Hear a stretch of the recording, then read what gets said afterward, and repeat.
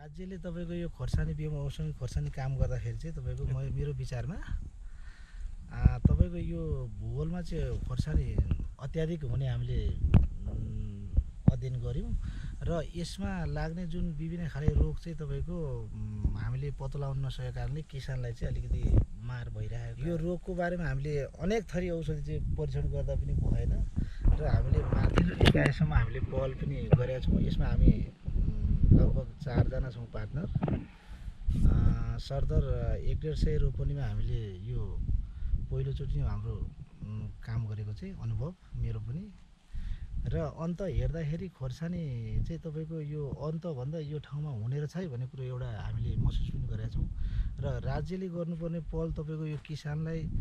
भएका यी समस्याहरू चाहिँ राज्यबाट यसलाई यसको चाहिँ अलग पाटोबाट चाहिँ यसलाई किसानलाई चाहिँ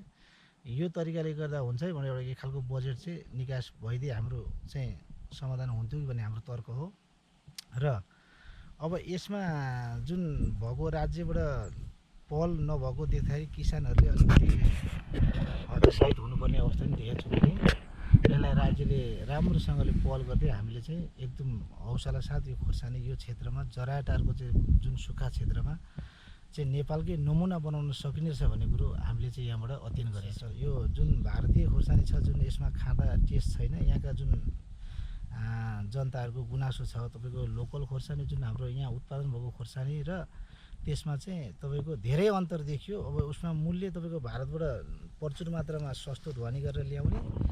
अनि यहाँ ल्याएर चाहिँ अब भाउ बिक्री सस्तो दिने र 200-300 रेट राखिदिएर दिएपछि हामीले चाहिँ जुन पाउने खालको रेट थियो हामीले किसानलाई चाहिँ ठुलो मार भोगेको छ। यो रोक आउट होस् भन्ने हाम्रो गुनासो हो राज्यबाट र राज्यले यसलाई चाहिँ गर्नुपर्ने यहाँको मूल्य निर्धारण गर्दै पनि हामीलाई एकदम हामी खुसी हुने थियौं, जनताहरू आभारी हुने थियौं। यो बजारमा अहिले पनि भारतबाट आउने जुन नाकाबाट आउने खोर्सानी छ यसलाई चाहिँ तुरुन्त बन्द होस् भन्ने